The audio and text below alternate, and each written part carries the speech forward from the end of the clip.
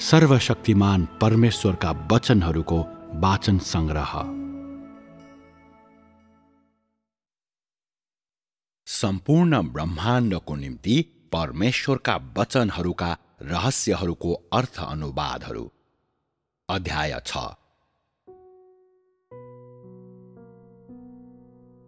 परमेश्वरका वाणीहरू पढ्दा मानिसहरू तीन छक्क पर्छन् र तिनीहरूले आत्मिक क्षेत्रमा परमेश्वरले महान काम गर्नु भएको छ, जुन काम गर्न मानिस असमर्थ छ र त्यसलाई परमेश्वर स्वयंले व्यक्तिगत रूपमा पूरा गर्नुपर्छ भन्ने सोच्छन्। त्यसकारण परमेश्वरले फेरि पनि मानव जातिप्रति सहनशीलताका वचनहरू बोल्नुहुन्छ। तिनीहरूको हृदयमा अन्तरसङ्घर्ष चलिरहेको हुन्छ। परमेश्वर कृपा र दयाका परमेश्वर हुनुहुन्न। उहाँ मानिसलाई प्रहार मात्रै गर्ने परमेश्वर हुनुहुन्छ। उहाँ किन हामीप्रति सहनशील भइरहनु भएको छ? के परमेश्वर फेरि पनि त्यही विधिमा सर्नु भएको हुन सक्छ? जब यी धारणाहरू, यी विचारहरू तिनीहरूको हृदयमा प्रवेश गर्छन्, तिनीहरूले तिनको विरुद्धमा सङ्घर्ष गर्नको लागि कठिन प्रयास गर्छन्। तर परमेश्वरको काम केही समयसम्म अघि बढिसकेपछि पवित्र आत्माले मण्डलीमा ठूलो काम गर्नुहुन्छ अनि हरेकले आफ्नो कर्तव्य निर्वाह गर्न थाल्छन्। सबै मानिसहरू परमेश्वरको विधिमा प्रवेश गर्छन्, किनभने परमेश्वरले जे भन्नुहुन्छ र जे गर्नुहुन्छ त्यसमा कसैले पनि कुनै असिद्धता देख्दैनन्। परमेश्वरको अर्को कदम के हुनेछ भन्ने विषयमा भन्दा यसको बारेमा कसैलाई केही पनि थाहा छैन। परमेश्वरले भन्नुभएकै छ, स्वर्ग मुनिका सबै मध्ये को मेरो हातमा छैन र कसले मेरो मार्ग निर्देशनमा काम गर्दैन र? तैपनि म तिमीहरूलाई केही सल्लाह प्रदान गर्छु। तिमीहरूलाई स्पष्ट नभएका विषयहरूमा तिमीहरूमध्ये कसैले पनि केही भन्नु वा गर्नु पर्दैन। मैले तँलाई निरुत्साहित पार्नको लागि होइन, बरु तँलाई आफ्ना कार्यहरूमा परमेश्वरको मार्ग निर्देशन पछ्याउने अवसर दिनको लागि यसो भनेको हुँ। मैले असिद्धताहरूको बारेमा उल्लेख गरेको कारण तैँले कुनै पनि हालतमा साहस गुमाउनु वा शङ्का गर्नु हुँदैन।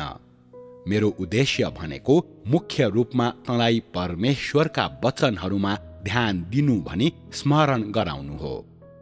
मानिसहरूले परमेश्वरका यस्ता वचनहरू पढ्दा तिनीहरू फेरि पनि चकित हुन्छन्।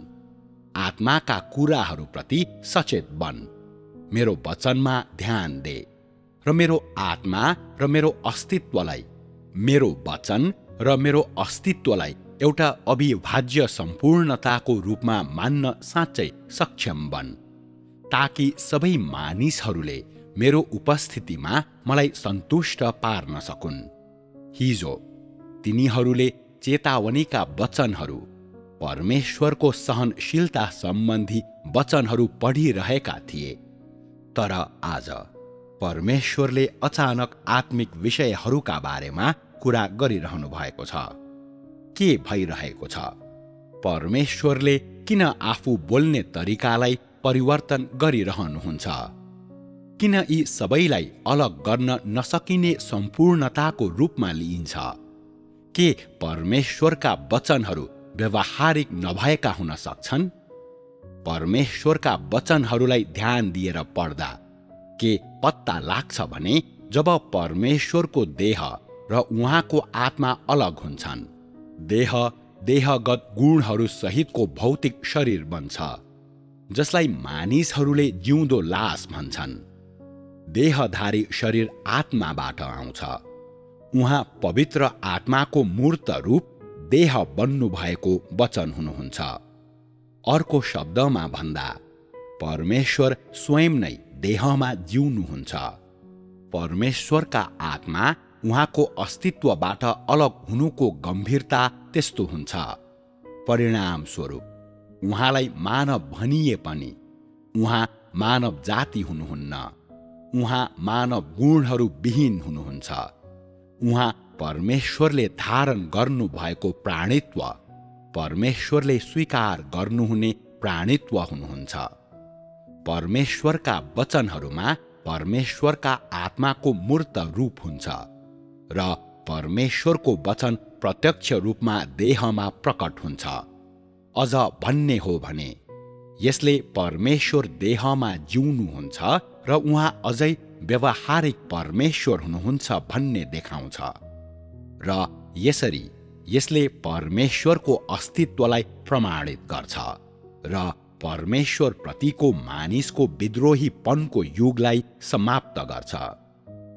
परमेश्वरलाई चिन्ने मार्गको बारेमा मानिसहरूलाई बताइसकेपछि विषयको अर्को पक्षलाई सम्बोधन गर्दै परमेश्वरले फेरि पनि विषय परिवर्तन गर्नुहुन्छ। जे जति छन् ती सबैमाथि मैले मेरो पाउ राखेको छु। मैले ब्रह्माण्डको अथाह क्षेत्रलाई वार पार हेरेको छु र म सबै मानिसहरूको बीचमा तिनीहरू माझको मिठास र तीतोपना चाख्दै हिँडेको छु। यी वचनहरू सरल भए पनि मानव जातिले यी वचनहरूलाई सहजै बुझ्दैनन्। विषय परिवर्तन भएको छ, तर सारगत हिसाबमा यो उस्तै छ। यसले अझै पनि मानिसहरूलाई देहधारी परमेश्वर चिन्न लगाउँछ। परमेश्वरले किन मैले तिनीहरू माझको मिठास र तीतोपना चाखेको छु भनी भन्नुहुन्छ? उहाँले किन म सबै मानिसहरूको बीचमा हिँडेको छु भनी भन्नुहुन्छ? परमेश्वर आत्मा हुनुहुन्छ र उहाँ देहधारी प्राणी पनि हुनुहुन्छ। देहधारी प्राणीका सीमितताहरूमा नबाधिने हुनाले आत्माले जे जति छन् ती सबैमाथि पाउ राख्न सक्नुहुन्छ। आत्माले ब्रह्माण्डको अथाह क्षेत्रको वारपार हेर्न सक्नुहुन्छ र यसरी परमेश्वरका आत्माले सारा ब्रह्माण्डलाई भर्नुहुन्छ। उहाँले पृथ्वीको एक ध्रुवदेखि अर्को ध्रुवसम्म ढाक्नुहुन्छ।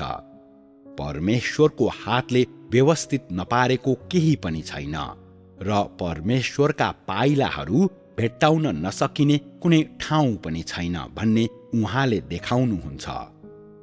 आत्मा देह बन्नु भएको र मानवको रूपमा जन्मनु भएको भए पनि आत्माको अस्तित्वले सबै मानव आवश्यकताहरूलाई शून्य पार्दैन। परमेश्वरको प्राणित्वले सामान्य रूपमा नै खानपान गर्नुहुन्छ, वस्त्र लगाउनुहुन्छ, सुत्नुहुन्छ र बसोबास गर्नुहुन्छ र सामान्य रूपमा मानिसहरूले जे गर्नुपर्छ उहाँले त्यही गर्नुहुन्छ। तैपनि उहाँको भित्री सार फरक भएको हुनाले उहाँ कुनै व्यक्तिले बताउने जस्तो मानिस हुनुहुन्न।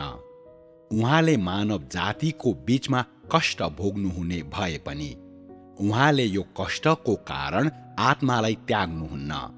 उहाँ आशिषित हुनु भए पनि यी आशिषहरूको कारण उहाँले आत्मालाई बिर्सनुहुन्न। आत्मा र उहाँको प्राणित्वले मौन सम्बन्धमा रही काम गर्नुहुन्छ। पवित्र आत्मा र उहाँको प्राणित्वलाई अलग गर्न सकिँदैन, न त उहाँहरू कहिल्यै अलग नै हुनु भएको छ, किनभने प्राणित्व आत्माको मूर्त रूप हो। उहाँ आत्माबाट आउनु भएको हो, त्यस्तो आत्माबाट जसको स्वरूप छ। त्यसकारण देहमा हुनुभएका आत्माको लागि अलौकिक असीमितता असम्भव हुन्छ। अर्थात् आत्माले अलौकिक कुराहरू गर्न सक्नुहुन्न भन्नुको अर्थ आत्मा भौतिक शरीरबाट बाहिर जान सक्नुहुन्न। यदि उहाँ देहको शरीरबाट बाहिर जान सक्नुहुन्थ्यो भने परमेश्वरको देह धारणको सबै अर्थ गुम्ने थियो।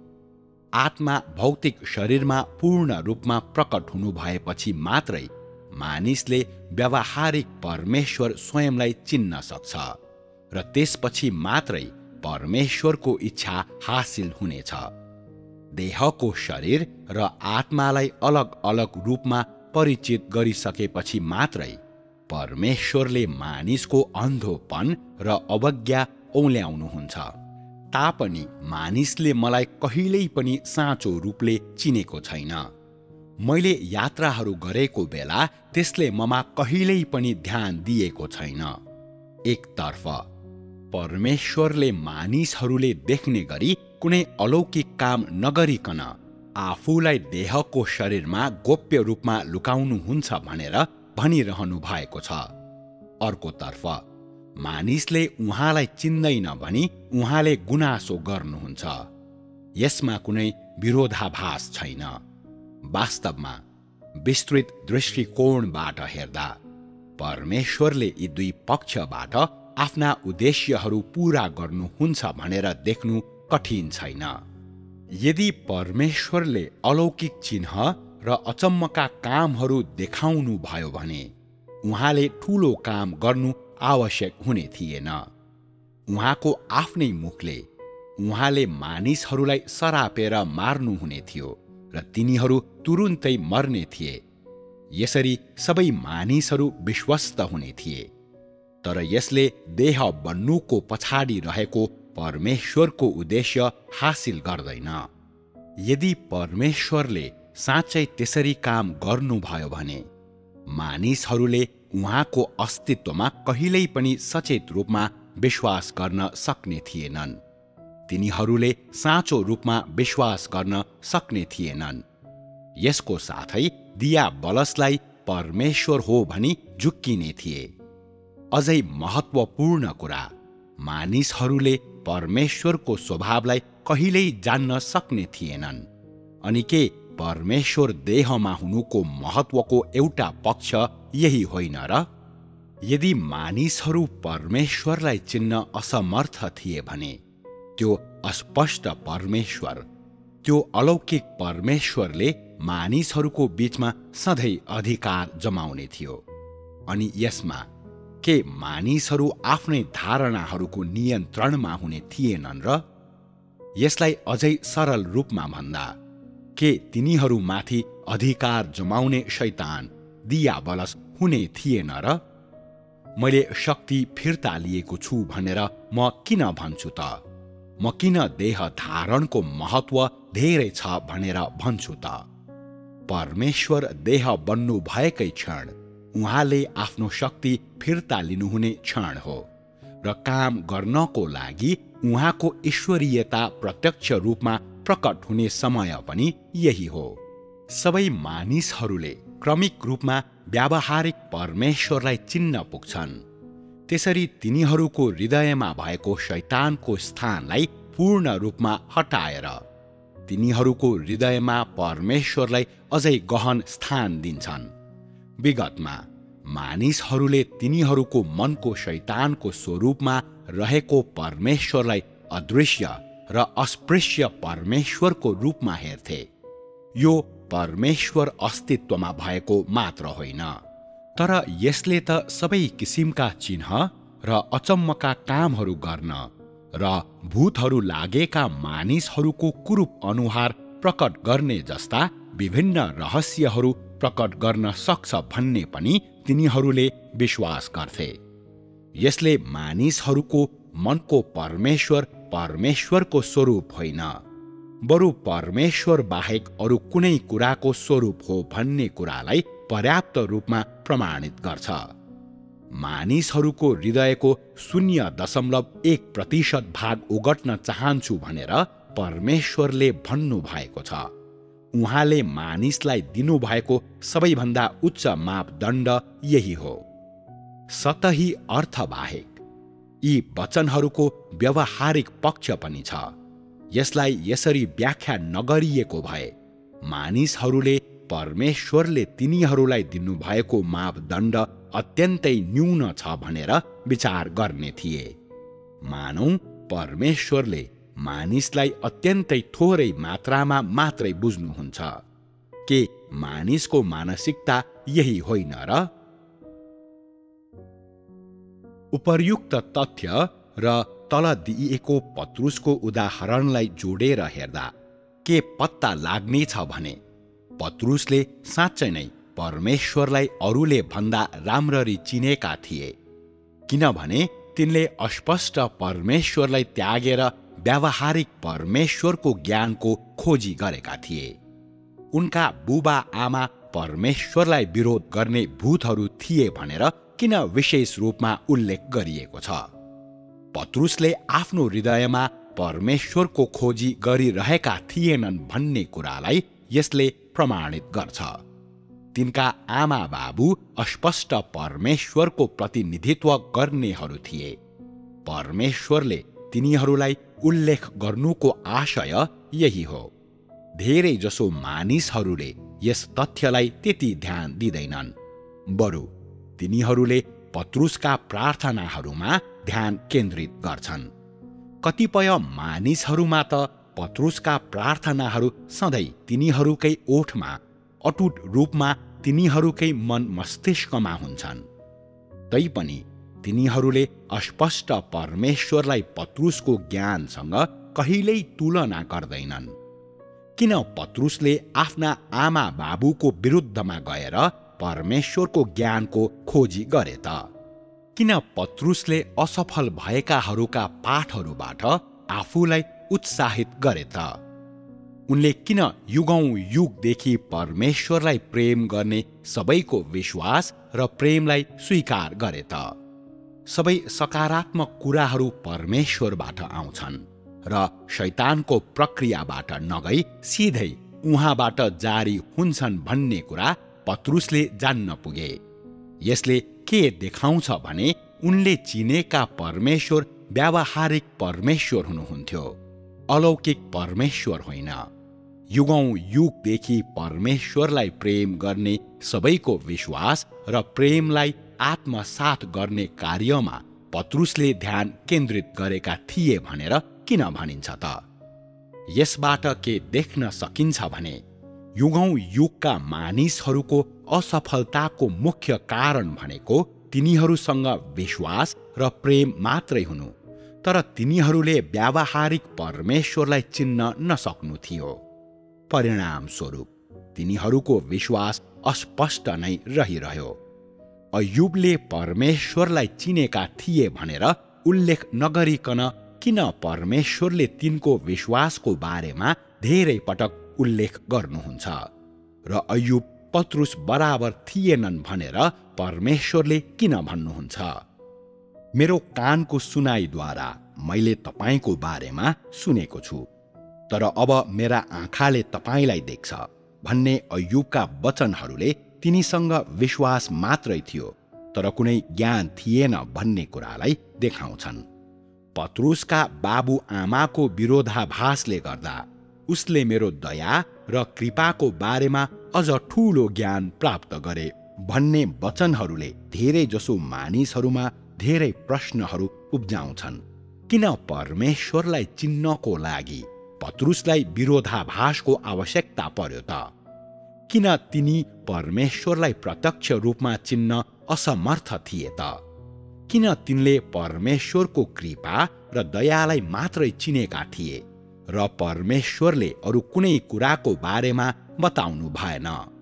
अस्पष्ट परमेश्वरको अवास्तविकतालाई पहिचान गरेपछि मात्रै व्यावहारिक परमेश्वरको ज्ञानको खोजी गर्नु सम्भव हुन्छ। यी वचनहरूको उद्देश्य भनेको मानिसहरूलाई आफ्नो हृदयको अस्पष्ट परमेश्वरलाई हटाउन लगाउनु हो। यदि सृष्टिको समयदेखि आजसम्म मानिसहरूले सधैँ परमेश्वरको साँचो अनुहारलाई चिनेका भए, तिनीहरूले शैतानका कार्यहरूलाई पत्ता लगाउन सक्ने थिएनन्, किनभने पहाड पार नगरुन्जेलसम्म भुइँको तह पत्ता लगाउन सकिँदैन भन्ने मानिसको आम भनाइले परमेश्वरले यी वचनहरू बोल्नुको उद्देश्यलाई दर्शाउँछ। उहाँले मानिसहरूलाई आफूले दिएको उदाहरणको सत्यताको बारेमा गहन बुझाइ प्रदान गर्न चाहनु भएको हुनाले परमेश्वरले पत्रुस जिएको युग अनुग्रहको युग थियो भनेर प्रमाणित गर्दै जानी जानी कृपा र दयामा जोड दिनुभएको छ।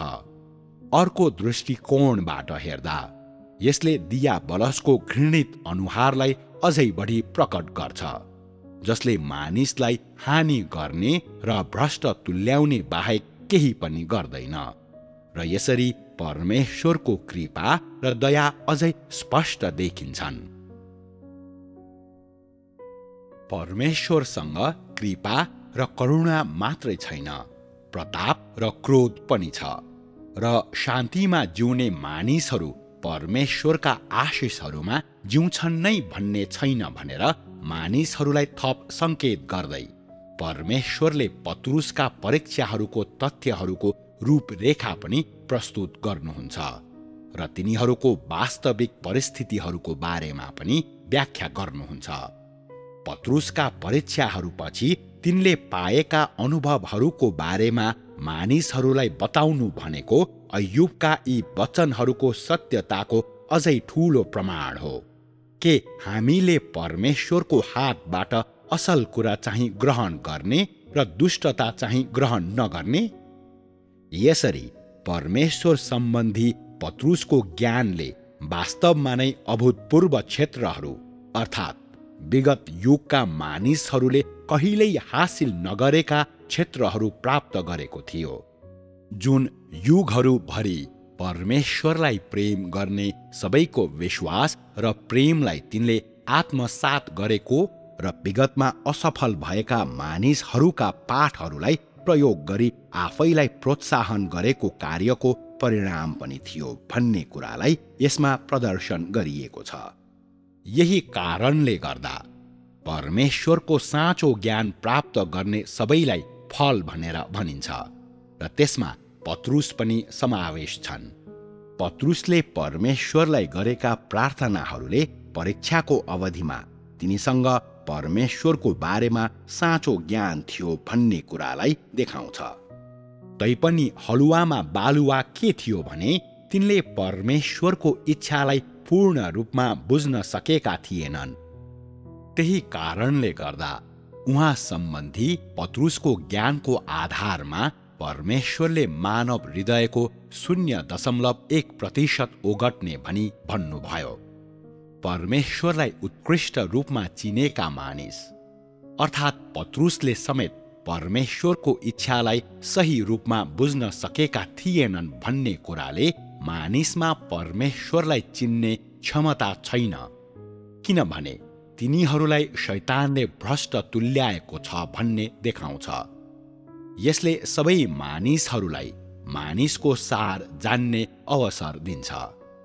यी दुई पूर्व शर्तहरू मानिसहरूमा रहेको परमेश्वरलाई चिन्ने क्षमताको कमी र शैतान तिनीहरूमा पूर्ण रूपमा व्याप्त रहेको कुरा परमेश्वरको महान शक्तिका लागि प्रतिभार हुन्, किनभने परमेश्वरले वचनहरूद्वारा मात्रै काम गर्नुहुन्छ। उहाँले कुनै पनि उद्यम अघि बढाउनुहुन्न र यसरी उहाँले मानिसहरूको हृदयमा निश्चित स्थान लिनुहुन्छ। तर परमेश्वरको इच्छालाई पूरा गर्नको लागि किन मानिसहरूले 0.1% मात्रै हासिल गर्नु आवश्यक हुन्छ त? परमेश्वरले मानिसमा यो क्षमताको सृष्टि गर्नु भएको छैन भन्ने तथ्यद्वारा यसलाई व्याख्या गर्न सकिन्छ। यदि यो क्षमता नभए पनि मानिसले परमेश्वरको 100% ज्ञान प्राप्त गर्थ्यो भने तिनीहरूका लागि परमेश्वरको हरेक चाल दिनको उज्यालो जस्तै स्पष्ट हुने थियो। अनि मानिसहरूको अन्तर्निहित प्रकृतिको कारण मानिसहरूले तुरुन्तै परमेश्वरको विरुद्धमा विद्रोह गर्ने थिए। तिनीहरूले उहाँ विरुद्ध खडा भई खुलेआम उहाँको विरोध गर्ने थिए। यही कारणले गर्दा नै शैतान पतन भएको थियो।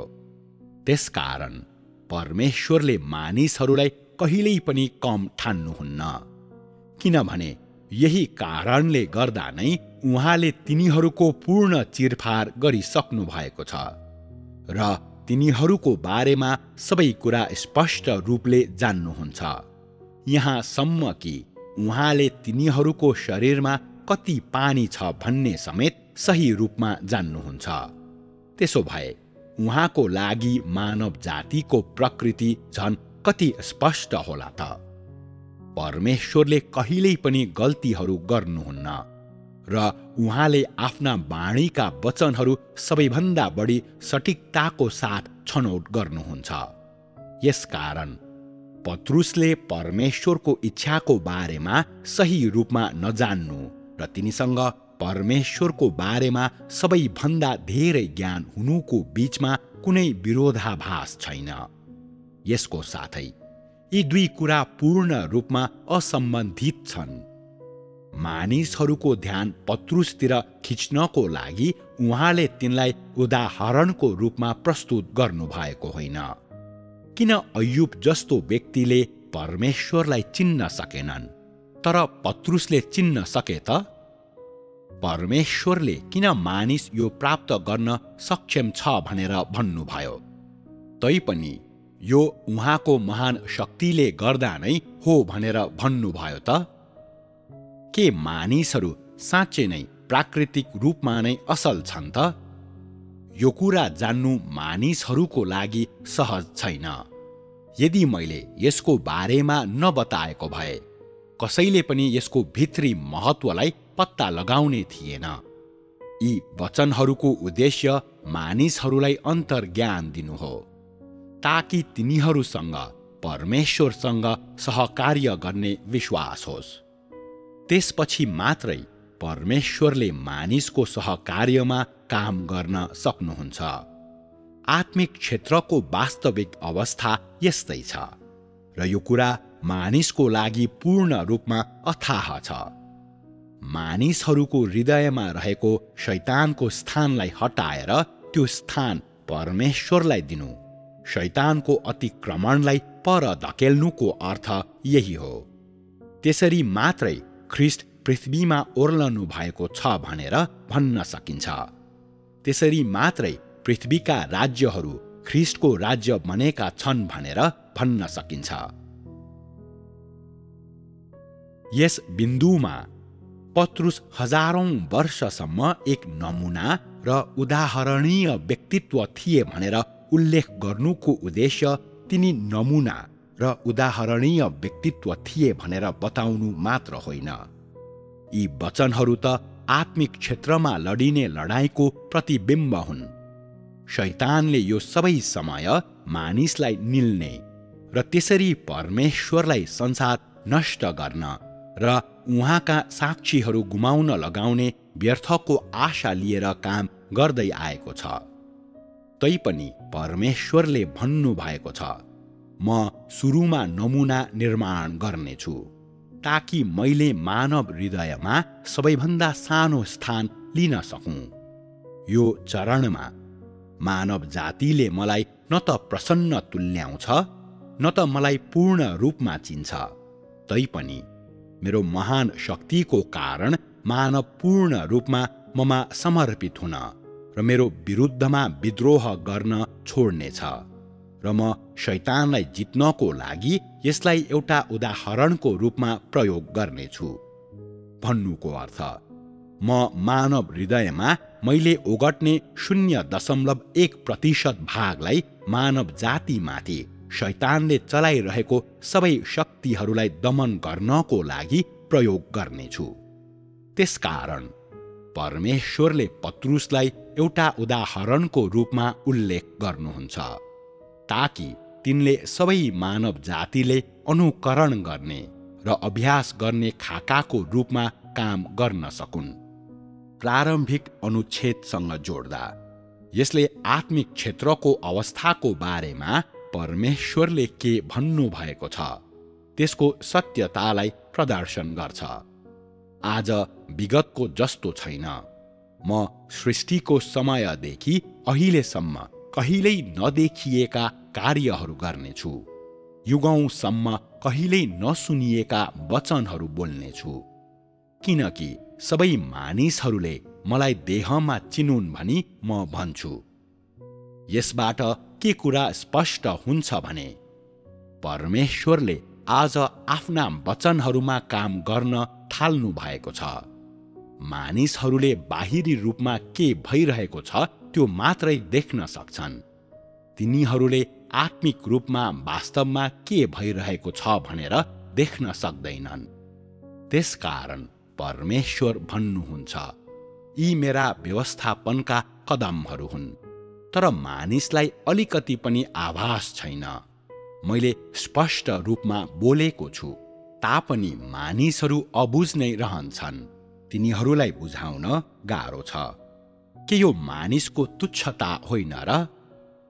यी वचनहरूभित्र थप वचनहरू छन्। माथि व्याख्या गरिए जस्तै ती वचनहरूले आत्मिक क्षेत्रमा युद्ध भइरहेको छ भनेर बताउँछन्।